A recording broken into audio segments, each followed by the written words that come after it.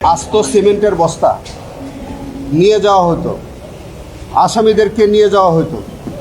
একটা বস্তার সাথে একজন আসামিকে শোয়ানো হতো, সেই বস্তার উপরে সেটার উপরে আবার একটি বস্তা রাখা হতো, সেই বস্তাটার উপরে আবার আরেকজন আসামিকে রাখা হতো। সবগুলাকে একটা রশি দিয়ে বাঁধা হতো। প্রত্যেককে মাথার মধ্যে পিস্তল ঠেকিয়ে গুলি করা হতো। একটি বর্ণনায় এসছে যে উনি যখন একজন আসামিকে গুলি করেন মাথায় ঠেকিয়ে, এই ভিকটিমের মাথায় অনেক চুল ছিল এবং সেটা যেহেতু কন্ট্যাক্ট শট ছিল, মানে মাথা পিস্তল ঠেকিয়ে যেহেতু গুলি করেছে, আপনারা জানেন যে কন্ট্যাক্ট শট হইলে সেই জায়গাটা ঝলসে যায়, সেই জায়গাটা পুড়ে যায়। কন্ট্যাক্ট শট হওয়ার কারণে সম্ভবত আগুন ধরে গিয়েছে এবং সেটাও বলছে যে তার লম্বা চুল হওয়ার কারণে, কন্ট্যাক্ট শট হওয়ার কারণে সেখানে আগুন ধরে ওই চুলে আগুন ধরে গিয়েছিল এবং আশেপাশে যেসব লোকজন আছে তারা তখন এটা দেখে হাসাহাসিও করেছে। এবং আজকে আসামি এই সমস্ত সাক্ষী সময় তিনি নিজেও খুব উৎফুল্ল ছিলেন, তার কাছে কোনো অনুতপ্ত মনে হয়নি। তিনি বেশ উপভোগ করছিলেন যে তার এই কুকর্মের যখন বর্ণনা সাক্ষী দিচ্ছিলেন, তারই রানার তিনি যখন এই সাক্ষ্য দিচ্ছিলেন, তখন কাঠগড়া থেকে আসামি জিয়াউল হাসান বেশ উৎফুল্ল ভরে তিনি এগুলো উপভোগ করছিলেন, হাসছিলেন, কখনো কখনো দাঁড়াচ্ছিলেন। এই যে মানে তার যে উদ্ধত্তপূর্ণ যে আচরণ, তাতে মনে হয় যে তিনি কত নৃশংসভাবে এই মানুষগুলোকে তিনি খুন করতেন। এবং সাক্ষী এটাও বলেছে যে বিভিন্ন ডাকাতির অপারেশনের নামে সাজানো নাটক দিয়ে মানুষগুলোকে তিনি খুন করেছেন। আজকে যে সাক্ষ্য দিচ্ছে বা যেটুকুন দিয়েছে, এই ঘটনার প্রেক্ষিতে জিয়াউল হাসানের বিরুদ্ধে মামলা প্রমাণের জন্য যথেষ্ট সহায়ক এবং আর কোনো সাক্ষী ছাড়াও কিন্তু জিয়াউল হাসানের বিরুদ্ধে অপরাধ প্রমাণিত হয়েছে বলে আমরা মনে করি। আজকে যে ইমরুল কায়েস, তিনি জিয়াউল হাসানের রানার ছিলেন, জিয়াউল হাসানের সাথে থেকে প্রত্যেকটি ঘটনা তিনি পর্যবেক্ষণ করেছেন এবং তিনি লাশ ডিসপোজাল করেছেন এবং সেটা করেছেন বলেই তার কাছ থেকে আমরা এই ঘটনাগুলো আজকে জানতে পেরেছি। আপনারা অপেক্ষা করেন, ইলিয়াস আলীর গুমের সম্পর্কে আরও সাক্ষী আছে, এটা ভবিষ্যতে ইনশাল্লাহ আপনারা দেখতে পাবেন। 7টি ঘটনার মধ্যে একটি ঘটনা বলেছে উনি সুন্দরবনে হয়েছে, একটি ঘটনা হয়েছে আপনার পুস্তকলা ব্রিজের কাছে নদীতে, 2টি ঘটনা, একটি ঘটনা ঘটেছে মহাখালী ব্রিজের কাছে, একটি ঘটনা বলেছে যে গাজীপুর, এবং একটা ঘটনা ঘটেছে উত্তরায়। এরকম 7টি ঘটনার কথা তিনি বলেছেন।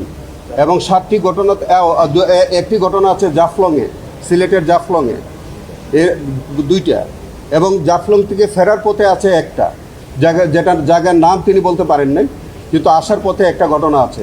এরকম প্রায় 7টি ঘটনার বর্ণনা দিয়েছেন এবং 30 জন ভিকটিমের তাকে হত্যা করার বর্ণনা তিনি দিয়েছেন।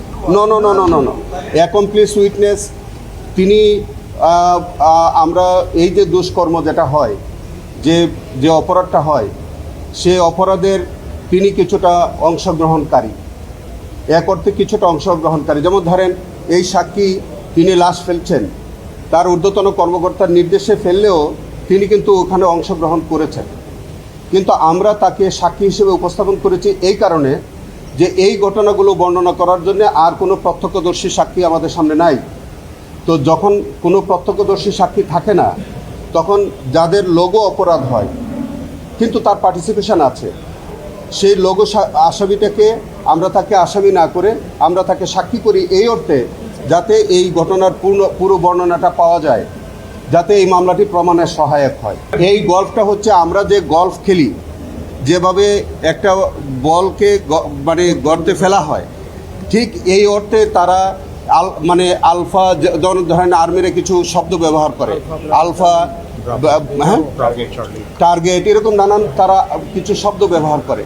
এই গল্ফটাও কিন্তু ওই অর্থে আক্ষরিক অর্থে বা প্রতীকী অর্থে তারা ব্যবহার করেছে।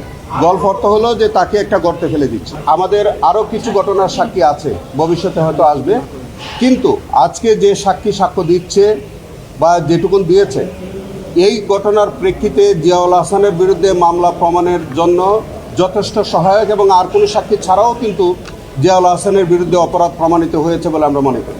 দেখেন, নদীতে যেভাবে ফেলা হতো বলে সাক্ষী বলেছে, সেখানে বলছে যে আস্ত সিমেন্টের বস্তা নিয়ে যাওয়া হতো, আসামিদেরকে নিয়ে যাওয়া হতো, একটা বস্তার সাথে একজন আসামিকে শোয়ানো হতো, সেই বস্তার উপরে সেটার উপরে আবার একটি বস্তা রাখা হতো, সেই বস্তাটার উপরে আবার আরেকজন আসামিকে রাখা হতো, সবগুলাকে একটা রশি দিয়ে বাঁধা হতো, প্রত্যেককে মাথার মধ্যে পিস্তল ঠেকিয়ে গুলি করা হতো। একটি বর্ণনায় এসছে যে উনি যখন একজন আসামিকে গুলি করেন মাথায় ঠেকিয়ে, এই ভিকটিমের মাথায় অনেক চুল ছিল এবং সেটা যেহেতু কন্ট্যাক্ট শট ছিল, মানে মাথা পিস্তল ঠেকিয়ে যেহেতু গুলি করেছে, আপনারা জানেন যে কন্ট্যাক্ট শট হইলে সেই জায়গাটা ঝলসে যায়, সেই জায়গাটা পুড়ে যায়। কন্ট্যাক্ট শট হওয়ার কারণে সম্ভবত আগুন ধরে গিয়েছে এবং সেটাও বলছে যে তার লম্বা চুল হওয়ার কারণে, কন্ট্যাক্ট শট হওয়ার কারণে সেখানে আগুন ধরে, ওই চুলে আগুন ধরে গিয়েছিল এবং আশেপাশে যেসব লোকজন আছে তারা তখন এটা দেখে হাসাহাসিও করেছে। এবং আজকে আসামি এই সমস্ত সাক্ষী সময় তিনি নিজেও খুব উৎফুল্ল ছিলেন, তার কাছে কোনো অনুতপ্ত মনে হয়নি। তিনি বেশ উপভোগ করছিলেন যে তার এই কুকর্মের যখন বর্ণনা সাক্ষী দিচ্ছিলেন, তারই রানার তিনি যখন এই সাক্ষ্য দিচ্ছিলেন, তখন কাঠগড়া থেকে আসামি জিয়াউল হাসান বেশ উৎফুল্ল ভরে তিনি এগুলো উপভোগ করছিলেন, হাসছিলেন, কখনো কখনো দাঁড়াচ্ছিলেন। এই যে মানে তার যে উদ্ধত্তপূর্ণ যে আচরণ, তাতে মনে হয় যে তিনি কত নৃশংসভাবে এই মানুষগুলোকে তিনি খুন করতেন। এবং সাক্ষী এইটাও বলেছে যে বিভিন্ন ডাকাতির অপারেশনের নামে সাজানো নাটক দিয়ে মানুষগুলোকে তিনি খুন করেছেন।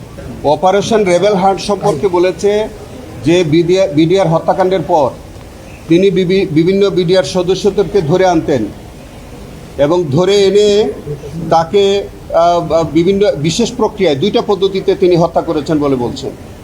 একটা প্রক্রিয়ার কথা তিনি বলেছেন যে ইনজেকশন পুশ করে হত্যা করেছে, আরেকটা হচ্ছে গুলি করে নদীতে ফেলে দিতেন। এই 2 প্রক্রিয়ায় প্রায় 10 থেকে 12 জন বিডিআর সদস্যকে ধরে এনে তিনি হত্যা করেছেন, এই কথা বলেছেন। সেটা জাফলংয়ে বলেছে যে একটা অপারেশনের কথা বলেছে যে তিনি এই যে আজকের সাক্ষী সহ আরও কয়েকজন আরও কয়েকজন আর্মি কর্মকর্তা, তাদেরকে নিয়ে 2 জন আসামি সহ জাফলংয়ে যায়। জাফলংয়ে যাওয়ার পরে ভারত থেকে সিভিল পোশাকে আরও 2 জন আসামিকে নিয়ে তারা আসে। ভারত থেকে যে 2 জন আসামি, তাদেরকে সেই 2 জনকে হস্তান্তর করে, আর জিয়াউল হাসান যে 2 জনকে নিয়ে যায় সেই 2 জনকে ভারতের কাছে হস্তান্তর করে দেয়। এবং হস্তান্তরকৃত যে ভারত থেকে যে 2 জন আসামিকে আনা হয় তাদেরকেও রাস্তায় গুলি করে হত্যা করা হয় না। তাদের ভিকটিমদের অনেকেরই পরিচয় আমরা এখনো জানতে পারিনি। এইটা জয়েন্ট অপারেশন না, এইটা হতে পারে যে ভারতের যারাই আছে, পারপেট্রেটর যারা আছে, জিয়াউল হাসানের অনুসারী কোনো ব্যক্তিবর্গ ওখানে থাকতে পারে, সেটি কোনো দলের লোক হতে পারে অথবা কোনো বাহিনীর মানুষ হতে পারে, অথবা তিনি যে মিশনটা সাকসেসফুল করতেন তার হয়তো যে নেটওয়ার্কটা, সেই নেটওয়ার্কটা হয়তো ভারত পর্যন্ত থাকতে পারে। এবং সেই কারণে ভারত থেকে যে সিভিল পোশাকে যে 2 জন ব্যক্তিকে নিয়ে আসলো, তারা কি ভারতের নাগরিক অথবা বাংলাদেশের নাগরিক সেটা কিন্তু আইডেন্টিফিকেশন সম্ভব হয়নি। তবে এইটুকুন সম্ভব যে আমাদের দেশ থেকে 2 জন বাংলাদেশি ভিকটিমকে তারা ভারতের কাছে হস্তান্তর করেছে এবং বোঝা গেল যে তার বাংলাদেশ এবং ভারত জুড়ে তার এই কিলিং মিশনটার নেটওয়ার্কটা ছিল বাংলাদেশ এবং ভারত জুড়ে, এবং তিনি সেই প্রক্রিয়ায়, নানান প্রক্রিয়ায় তিনি হত্যাকাণ্ডটা সংগঠিত করতেন।